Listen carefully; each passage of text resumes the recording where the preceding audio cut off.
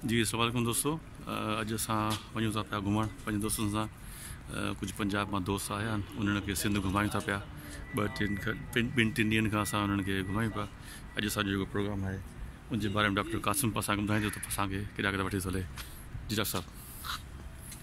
जी sir, कुछ दोस्त असांजा जेके प्यारा आहिनि, जिगरी यार आहिनि, लाहौर मां जेके आहिनि, डॉक्टर फयाज़ अहमद हरल साहब, डॉक्टर अरशद साहब ऐं उन्हनि जा ॿ नौजवान छोकिरा मुतकी ऐं फराज़। सही। ही त 4 दोस्त आहिनि जेके लाहौर मां आया आहिनि। ऐं हिननि ॿिनि दोस्तनि सां गॾु मां ट्रेनिंग कई हुते, त हिननि जो ज़ौक़, हिननि जो शौक़ु सिंध खे ॾिसण जो। छो त असां पाण वेंदासीं त कचहरियूं कंदा हुआसीं, पोइ हुननि जो यार ये कौन सी सिंध है भाई, हमने तो ऐसा कोई सुना नहीं है, देखा भी नहीं है। त पोइ उन्हनि खे हितां ज़ौक़ पैदा थियो त असां सिंध खे ॾिसूं, सिंध खे घुमूं। त हीअ साईं वारनि जी जेका आहे ॿियो दफ़ो विज़िट आहे सिंध जी। इन खां पहिरियां ही आया हुआ 2011 में। अच्छा, 9 साल पहिरियां। तॾहिं असां मुंहिंजी रहाइश हूंदी कश्मीर में। तॾहिं असां कश्मीर बि घुमियोसीं, कंदकोट घुमियोसीं। यानी जेका असांजे उत्तर सिंध जी जेका ॻोठाणी लाइफ आहे। ऐं दरियाए सिंध ते बि वियासीं, कच्चो बि घुमियोसीं। उन खां पोइ सखर खैरपुर में बि हिकु नाइट स्टे कई। ऐं पोइ वरी हैदराबाद आयासीं, लेकिन हैदराबाद जो टूर असांजो सही कोन थी सघियो, छो त एतिरी का वाक़फ़ियत बि कान हुई ऐं असां वटि बि एतिरियूं सहूलियतूं कोन हुयूं। सो हाणे वरी हिन दफ़े दोस्तनि जो ॿीहर प्रोग्राम थियो। सो साईं जन महिरबानी कई आहे, उन सां गॾु जेके दोस्त ॿिया तयारु थिया आहिनि, अकबर सुबरो साहब। साईं असांजो सिंध जो माया नाज़ नावल निगार आहे, जी सर, लेखक आहे। ऐं असांजो जेको टिमाही रिसालो निकिरंदो आहे, रिसालो जे नाले सां साईं जन उनजा बाएतमाद बाकमाल एडिटर आहिनि।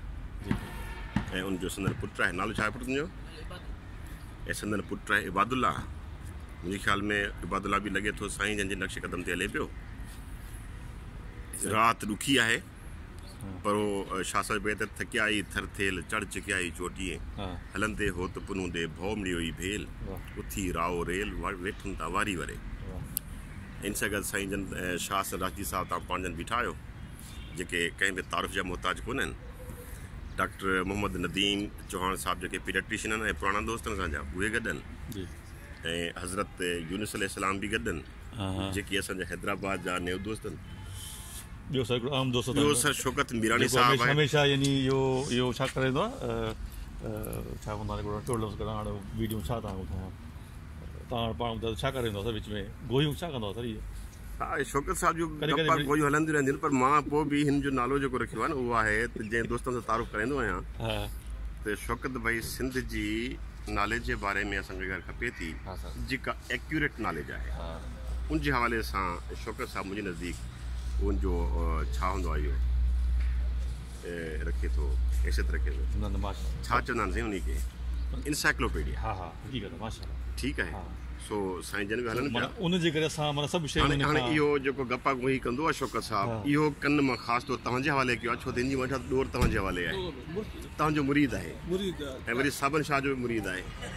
बहरहाल हिकिड़ो दोस्तनि जो ग्रुप आहे, इहो जेको 3 ॾींहंनि जे 4 ॾींहंनि जे टूर जे लाइ सिंध वञे पियो, थर वञे पियो, जिते असां डिप्लो बि वेंदासीं। उते डिप्लो में थर जूं ॿाराड़ियूं, थर जा भिट, ऐं उते को ॿेलो बि आहे, को पासे सां नंढो या वॾो जेतिरो बि आहे, उहो दीदार कबो।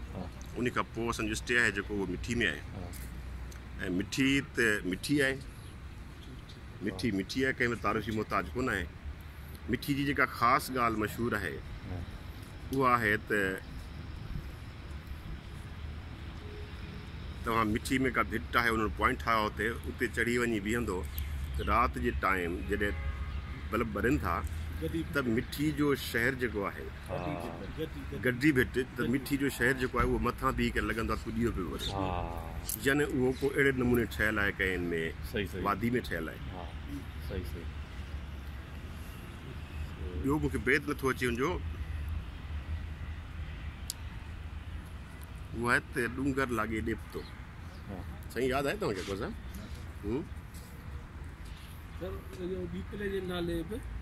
मरखिए त मेलिए नहीं, कारुंझर जी कोर मरखिए त मेलिए नहीं, माथे टहुके मोर डूंगर लागे ॾेपतो। त मूंखे लफ़्ज़ी माना कोन थी अचे, जेको मतिलबु आहे अगरि तूं कारून झर जी कोर खे हिकु दफ़ो ॾिसी अचे त उनजो तोखे मुतबादिल ॿियो किथे कोन मिलंदो। सही, बसि उहो हिकिड़ो ई आहे। पोइ जी चवंदा त पोइ तूं कारून झर ई कंदो रहंदे। ऐं ख़ासि करे जॾहिं उनजी चोटी ते वेही करे जेको मोर आहे उहो जॾहिं पंहिंजी ॿोलियूं ॿोले थो, जंहिंखे टहूको चइबो आहे, मोर जो टहूको, त पोइ कारून झर ईअं लॻंदो आहे ॼण ॾींहुं पियो ॿरे। सो हाणे इहे ॻाल्हियूं असांखे जेके आहिनि थर जे हवाले सां ज़हन में आहिनि, यानी थर जूं भिटूं, थर जा मोर, थर जी ख़ासि तौर ते नगर पार्क साइड जा जेके पुराणा मंदर जीअं धर्म जा बि आहिनि, बुद्ध जा बि आहिनि, मस्जिदूं बि आहिनि, ऐं उन साइड जी महिमान नवाज़ी, ऐं ॿियो वरी भिटूं जेके फयाज़ साहब खे ॾिसण जो ख़ासि शौक़ु आहे। यार कोई ऐसी जगह हो जहाँ जिस तरफ देखें रेत ही रेत हो। समंदर पे जाते हैं तो पानी तो देखते हैं कि जहाँ देखो नज़र जाती है पानी ही पानी नज़र आता है। कुदरत का ये कमाल भी देखें कि जिधर नज़र जाए वहाँ रेत ही रेत हो। तो यह तो सिर्फ थर में ही थी सके थी।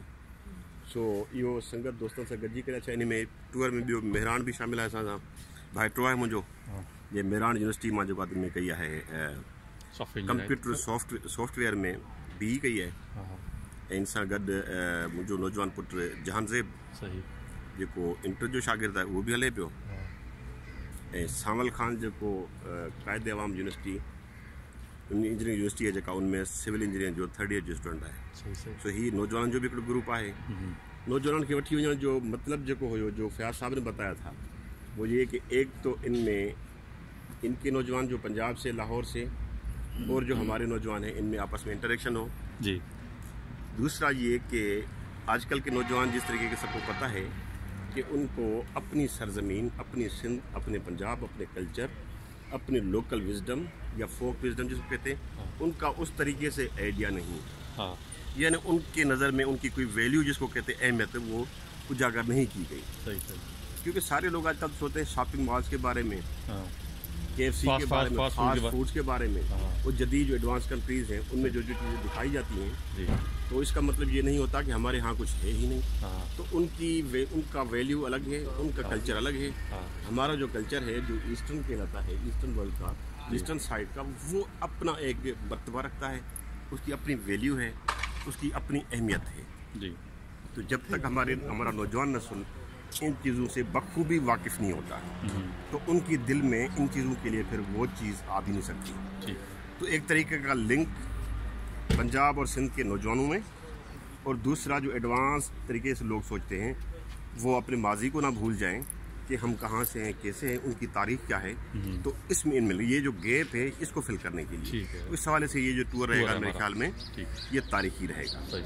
तो इंशाल्लाह उम्मीद करता हूँ कि जेके भी दोस्त आहिनि, डॉक्टर नदीम कमांडो साहब भी अची वियो आहे। नदीम चौहान साहब असिस्टेंट प्रोफेसर आहे टीट्स में लम्स जो जी जी। ऐं साईं जन क्लास फेलो तो कोन आहे, मूंखां सीनियर आहे, लेकिन असां 4-5 साल गॾु रहिया आहियूं साॻे रूम में। तो इनखे बि अगवा करे पिया वञूं, सलाह से बहितर कंदो। ठीकु आहे, माशाल्लाह रवानगी थिए थी सर इंशाल्लाह 2 ॾींहनि खां पोइ। अच्छा, हिकिड़ी नाइट स्टे असांजी आहे मिठी में बि आहे, नगर पार्कर में। त इन विच में जेको बि सिलसिलो आहे उते असांजो जेको होस्ट आहे थर में उहे 3 आहिनि। हिकिड़ो त आहे डॉक्टर जावेद बजीर साहब जेको बिलावल मेडिकल कॉलेज में लेक्चरर या डेमोन्स्ट्रेटर जी पोस्ट ते आहे, प्यारो दोस्त आहे ॾाढो असांजो।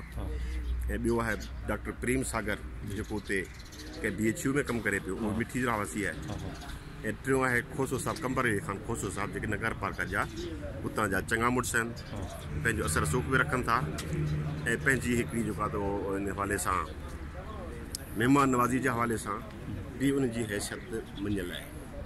सो नगर पार्कर में कोशिश इहा हूंदी, सां से राब्तो अॼु न थी सघियो आहे, लेकिन मूंखे ख़बर आहे त हुन सां राब्तो उते वञी करे ई थींदो। त हू त हमेशह खुलियल दिलि जा मालिक माण्हू आहिनि, जीअं थर जा माण्हू हूंदा आहिनि। सो होपफुली इंशाल्लाह सुठो टूर थी वेंदो।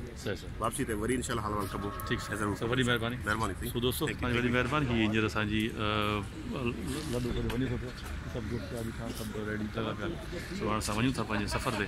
दुआ कजो असांजे लाइ, वॾी महिरबानी। अस्सलामु अलैकुम।